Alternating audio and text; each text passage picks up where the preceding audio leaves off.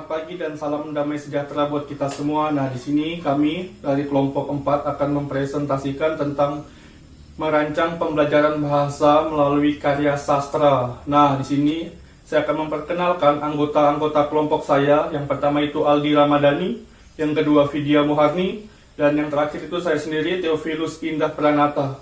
Baik, langsung saja kita ke pengertian karya sastra. Nah, pengertian karya sastra adalah penciptaan yang disampaikan pada komunikatif tentang maksud penulis untuk tujuan estetika. Nah, di sini penulis akan membuat sebuah karya yang bertujuan untuk nilai estetika atau nilai keindahan. Nah, yang kemudian karya-karya ini sering mengatakan baik di pertama atau tiga orang dengan plot dan melalui penggunaan sebagai perangkat sastra yang berhubungan dengan waktu mereka. Nah, yang kemudian pembelajaran bahasa melalui prosa. Poin yang pertama prosa merupakan karya sastra dalam bentuk cerita seperti novel dan cerpen. Nah, di sini kita sudah tahu ya, novel dan cerpen itu seperti apa. Yang kemudian perilaku menikmati, memahami, dan menyiapkan secara positif dan wajar pada karya sastra tersebut. Dan kemudian memberikan apresiasi sastra. Jadi perilaku menikmati, memahami, memaknai, dan menafsirkan karya sastra dalam bentuk cerita disebut apresiasi prosa. Nah, di sini ketika sang perilaku menikmati sebuah karya sastra yang berupa novel atau cerpen, maka dia akan menikmati sebuah karya tersebut, dan kemudian dia akan memahami isi-isi yang ada di novel atau cerpen tersebut. Nah, yang kemudian pembelajaran sastra hendaknya mempertimbangkan keseimbangan, pengembangan pribadi dan kecerdasan peserta didik. Pembelajaran semacam ini akan mempertimbangkan keseimbangan antara spiritual, emosional, etika, logika, estetika, dan kinestetika. Nah, baik, untuk di slide yang selanjutnya tentang pembelajaran bahasa melalui prosa, itu akan dilanjutkan oleh teman saya. Terima kasih. Assalamualaikum warahmatullahi wabarakatuh. Saya Ramadhani. Saya akan menyampaikan penjelasan lanjutan dari saudara Theo, yaitu tentang pembelajaran bahasa melalui prosa. Yang pertama, tujuan pembelajaran sastra diarahkan kepada siswa untuk memahami dan mengapresiasi nilai-nilai yang terkandung dalam karya sastra. Pada tujuan pembelajaran harus mencangkup dalam prosedur pengajaran berupa GBPP dan harus disesuaikan pada kondisi siswa belajar agar dapat berjalan pembelajaran yang optimal.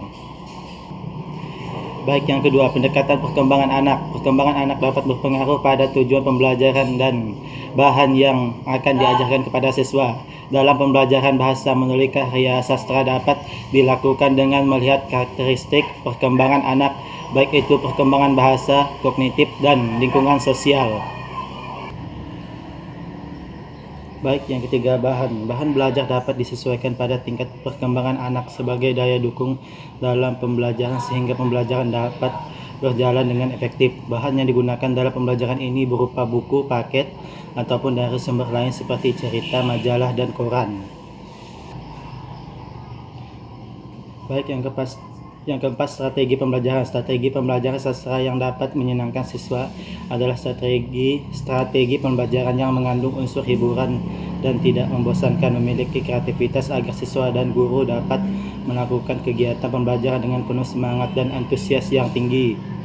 Strategi pembelajaran dapat dilakukan dengan upaya meningkatkan perkembangan bahasa anak berupa tanya jawab, mendengarkan cerita, dan menceritakan kembali cerita sesuai dengan pemahaman siswa dalam materi tersebut. Baiklah, saya Vidya Muharni akan melanjutkan presentasi dari teman saya, yaitu pembelajaran bahasa melalui prosa dan drama. Dalam pembelajaran prosa yang telah dijelaskan sebelumnya adalah prosa merupakan karya sastra dalam bentuk cerita berupa dongeng, novel, dan cerpen.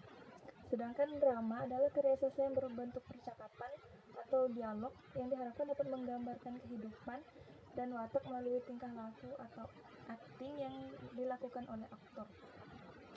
Dengan bermain drama, maka keterampilan seseorang dapat diukur, karena drama menjadi salah satu objek kompetensi dalam kompetensi dasar dalam pembelajaran sastra di sekolah yang berkaitan dengan Pada penerapan pembelajaran ini diperlukan yang pertama adalah bahan berupa dongeng.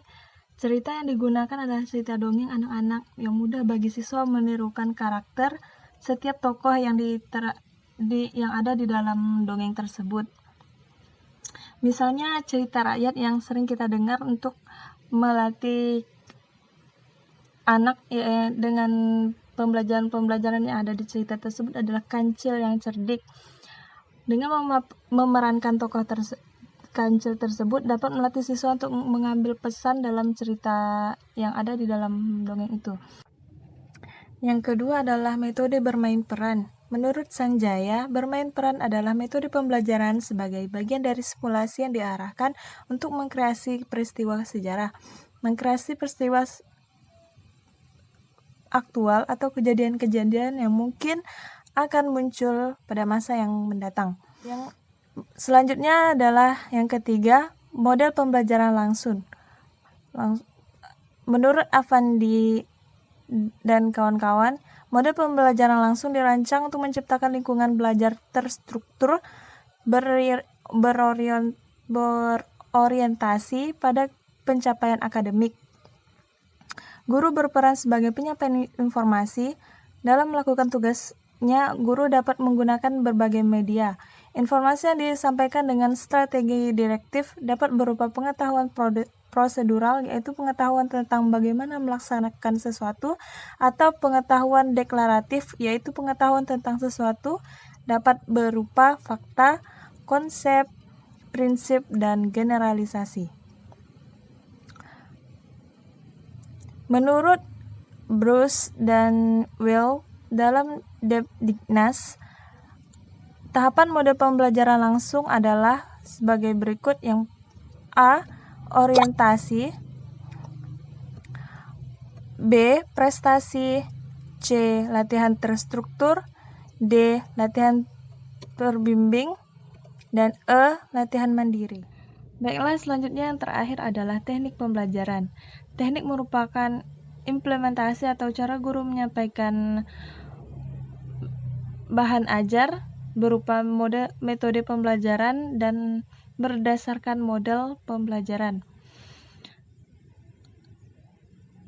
Dalam teknik ini bertujuan agar dapat meningkatkan motivasi belajar siswa, meningkatkan perkembangan bahasa siswa, sehingga siswa mendapatkan pemahaman materi dengan lebih luas dan kukuh. Baiklah, sekian presentasi dari saya, kurang lebihnya mohon dimaafkan. Wassalamualaikum warahmatullahi wabarakatuh.